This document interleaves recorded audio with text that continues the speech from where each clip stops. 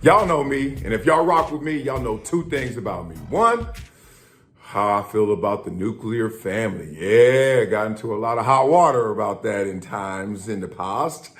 And two, how I feel about Cam Newton. I love that dude, man. And this dude is a grown-ass man for one reason only. In this discussion, where they were talking about family life and Cam Newton as a father, he put himself out there. So just the vulnerability to know he's going to take shots, he continues to take shots, and frankly wants to discuss this matter with such a platform, I got to salute that. Even if we start to veer in terms of our direction and our choices. But he was talking on the podcast, Funky Fridays, with Dr. Bryant. Yeah, I can see a lot of sessions going along. Dr. Bryant. Sounds amazing, looks even better. Go ahead, girl. Anyway, Dr. Bryant dropping jewels. I wasn't hip to her like this, but yeah, they got to get down to Atlanta a little more and hear about this. So Cam said a lot, and we're going to break it down. You know how we do. But first, let Cam shoot. Let Cam spit. Let's go. A lot of people see my situation and not think that I'm not high functioning. What situation? Okay, so I'm not married. I have beautiful children. How many? 8. By how 8. many women? 3. And this is the kicker. I want more. By multiple women? What's the intent? I just want God about to your bring wife? him. I just want God to bring him. Oh, okay. My desire to get married is lower than my fear of divorce. So, as you had said, Dr. Bryant, you said it, I didn't say it, I will agree. I'm just taking my time. You're not taking your time. I am, though. You're being very action-based. You're not taking your time. I'm taking my time. You're being very action-based. You have 8 kids with 3 different women. Yes. You are creating, procreating, and multiplying. That is not taking your time. You're being very selectively active, okay? So you're creating, and disclaimer, the kids are innocent, they are beautiful and amazing. Anything I say has nothing to do with them babies. But you are proactively choosing where you want to be active at and where you want to take your time. You want to take your time in having a wife because of your own fears. But you will, and I say this with all respect and love, what I'm about to say next, okay, Cam? But you will selfishly create broken families, even if you're in their life and you're a proactive father, and I believe you're an amazing daddy. I can only imagine with just your presence and knowing you. But these families are still broken. Every child cannot have Papa in the house with them. So some child, if not all, will end up with some kind of deficit without daddy being there. Now, you chose to do that. I'm not saying you sat there and woke up one morning and said, I want to be selfish today, so I'm going to go make a baby. Not saying that at all. But those are selfish acts at the expense of your fear. And yeah, that is a low functioning behavior. To say that I'm going to build these houses and put kids and these beautiful women and kids in them, but I ain't going to create a home in them. I'm going to wait till I dissipate my fear to find a wife where I'm still going to be fearful with, because there's no such thing as not having some type of nerve or some type of feeling behind marrying somebody. And then I'm going to build a home with her while all these other beautiful babies have houses.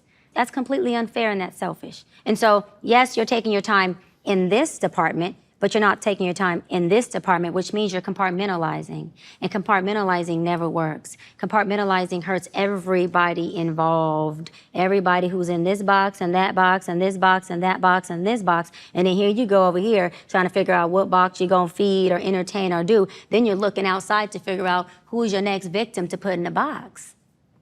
It's unhealthy. Okay.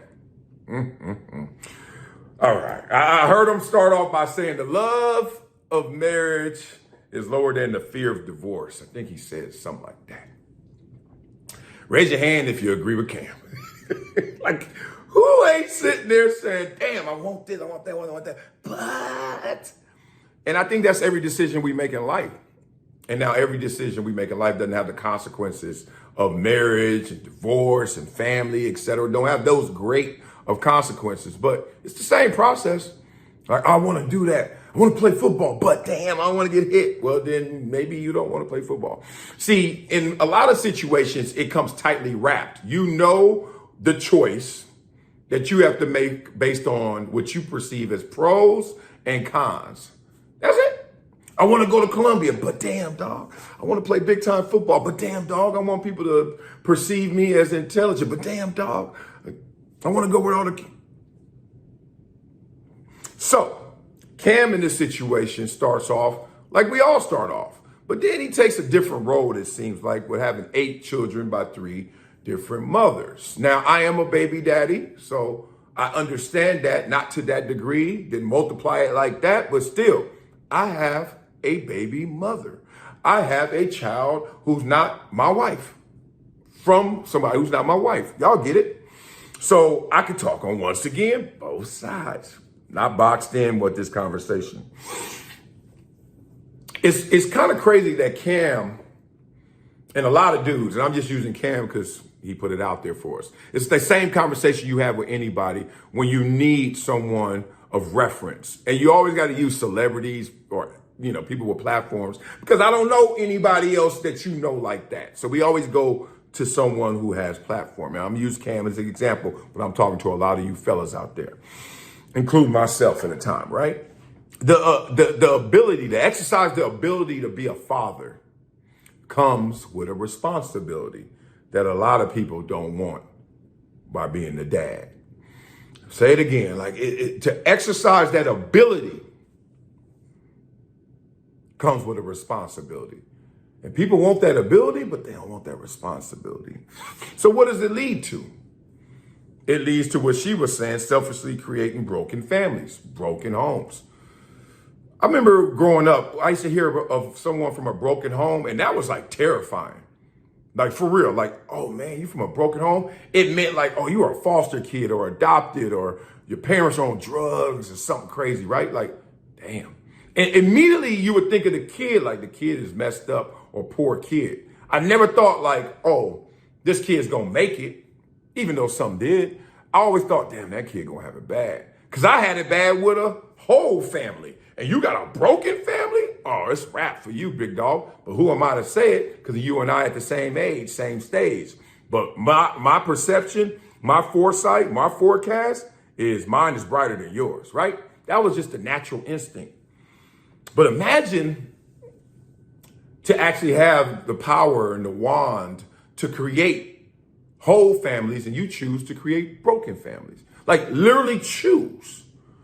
And then you somehow, some way try to cover up those voids in your mind and the voids that are really going to be in that child's life by, oh, I'm a good daddy. I'm a good father. I'm going to be there. And because I've been on both sides, listen to this. When I said that, when I was like baby daddy and, this is 1999 all the way through my child, her growing up, she's 25 now, but I remember I used to be like, yeah, I'm here. I got her on some, alternate weekends, or she got her this week, I got her this week, she got her this month, because I was living in Buffalo, San Diego, she everywhere. I'm like, I got her this month, she got her this month, I got her for the summer. And then I had my own child from a whole family, nuclear family, with my wife, MJ. And I always knew this, but it hit home.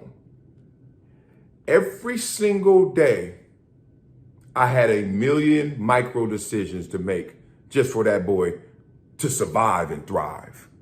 Just for him to just be and then try to be something. Every day I was like, I got to do a trillion things. And then, you got to travel one day, or then one day you're tired, or you're there, but you're not there. And then you start to gauge your levels of responsibility.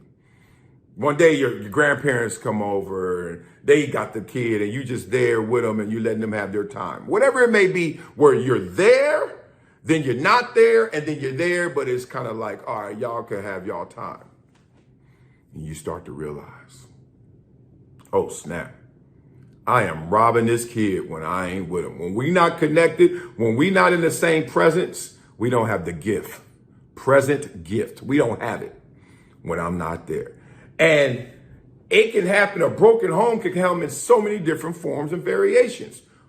Adverse ways where it's like mama ain't there, daddy ain't there, or they strung out, or they got some issues, or, deep, intense poverty, whatever it may be, like broken, like one is not there. Affluent.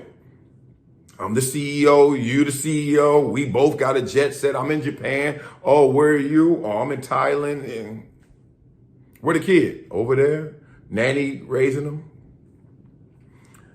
To selfishly create broken homes is obviously a problem. But I love the fact that how Dr. Brian said, like, who raising their hand to selfishly do that? But you find yourself in that reality, in that position. I got 2 friends right now, recently divorced. They in that position. They got broken homes now. The ladies that they're dating, not them kids, mama, to the point where they don't even show their kids the lady that they dating, but that's the lady taking time away from them. You imagine being in that? You imagine the resentment you have once you realize, oh, daddy, you ain't always here, but you're not with mama, but you with somebody that we don't even know. And then sometimes you may even lie and say you with your boys, but you're not because you with her. And one day I'm going to find this out and then, ooh. But while I don't know it, I still feel it, just can't acknowledge it, just can't put title to it. Ooh, that's deep. Because I know that resentment builds up. It built up in my daughter. The times where she was just like, I just wanted you, daddy. You sitting there like, what else you gonna say? Why? Because what? She's like, no, I just wanted you. Oh, the battery has a positive and that other sign, the negative. But they need each other. They need both ends to connect, to power up. Even if the situation is bad, positive and negative, they need to be together for that kid to be powered up. I know a lot of people disagree with that, but Dr. Brian broke it down eloquently to say, you can disagree, but this is just the reality. The unintended consequences. I didn't raise my hand to be no damn baby daddy. When I was putting on that Isaac Brothers, let me stop. When I was,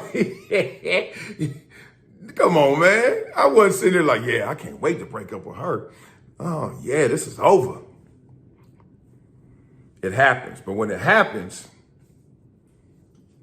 what's really happening? I think that's what we're talking about right here. Compartmentalizing, trying to make it seem like it's about the kid and I'm here for the kid whenever the kid needs me. So what's the problem? Problem is the kid always needs you.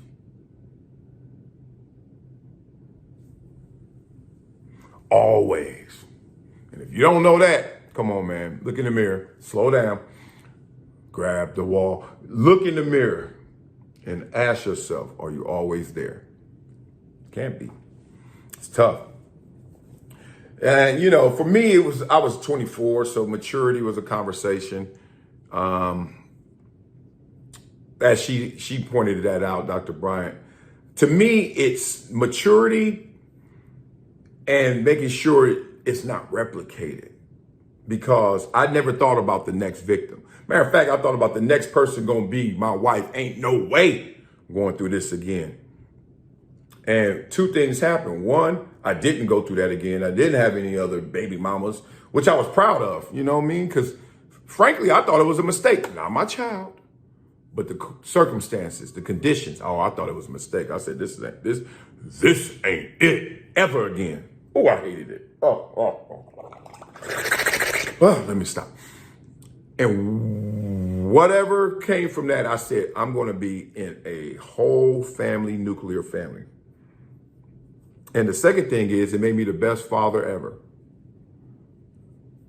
All my capabilities on full display for my kids, just because I remember, regrettably, specifically, how many moments I missed with my child. And I said, I'm never doing that again. So I had to grow up. I had to make sure them homes weren't broken, that I wasn't intentionally breaking them, that I was creating those whole happy homes. So speaking of that, let me get my ass up out of here, go back out there, outside, and kick it with these kids. Yeah, we in my backyard. Y'all like it? Let me stop. I love for you guys, man. Have an amazing day, man. What y'all think? Beat it up in the comments. I know there's like a lot of different ways to family now, more so than we discussed growing up. Like it was a little more binary growing up. Oh, you got your mom and daddy? Oh, you don't? Oh, you know what I mean? Now it's like, well, modern family as they call it. So beat it up, because I'm not trying to judge, because look, I can't judge. I'm on both sides. What you talking about? But the point is, beat it up in the comments and what you think of Dr. Bryant. Salute. And my man Cam for being vulnerable and being real about it.